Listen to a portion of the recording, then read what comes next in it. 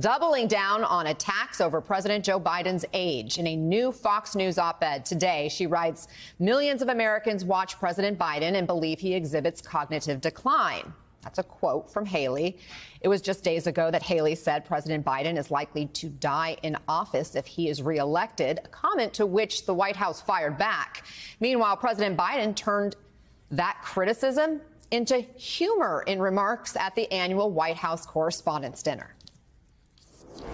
After all, I believe in the First Amendment, not just because my good friend Jimmy Madison wrote it.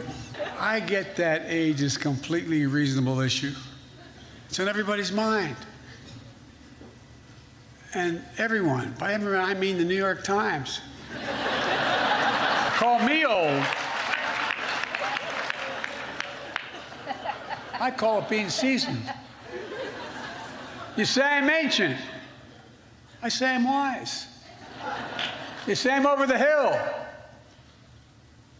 Don Lemon would say that's a man in his prime.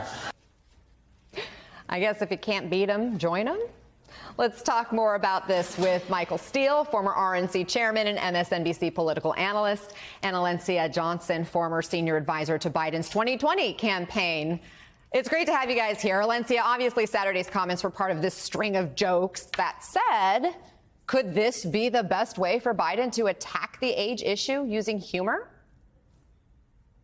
Well, let's be honest, earlier in the year, President Biden actually said it's a legitimate question. He wanted people to have the conversation. And his counter to that was, watch me work. And so, yes, he had some humor, a lot of great jokes on Saturday night. But let's think about his week last week when he announced that he was running for re-election. He also had a historic state visit with the leader of the South Korean government. And so he actually is showing people that, yes, while he might be older, there are things that he is doing that shows that he is fit for the job, that he is, a leader that the American people should have faith and confidence in voting again. And the other thing that he did say on Saturday night, which a lot of us Democrats are talking about, we're talking about President Biden's age, but no one wants to talk about former President Trump's age as well. And so I think you'll see him continue to talk about the issue so that it can no longer be a main issue, and we can talk about the substance of this election.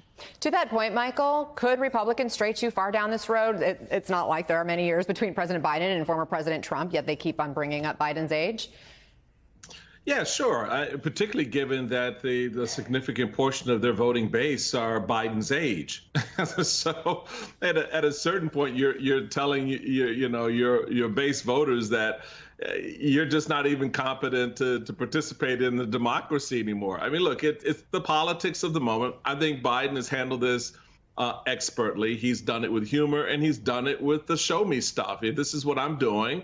See if you can catch up. Donald Trump is, sort of wailing from behind a podium, and dealing with legal issues, not showing the kind of leadership that Biden is showing. So there are some comparisons and contrasts there that the Biden team can put up. And people do forget, and, again, it's part of how the Republicans frame the narrative, that Donald Trump is just 4 years behind him and obese by most medical standards, out of shape. And we've got the same images of that president sort of, having a hard time walking down a plank, not walking up, but walking down a plank. So, look, you want to play the game, play it carefully, because there's enough evidence out there about Trump to show that, age hasn't been kind to him either.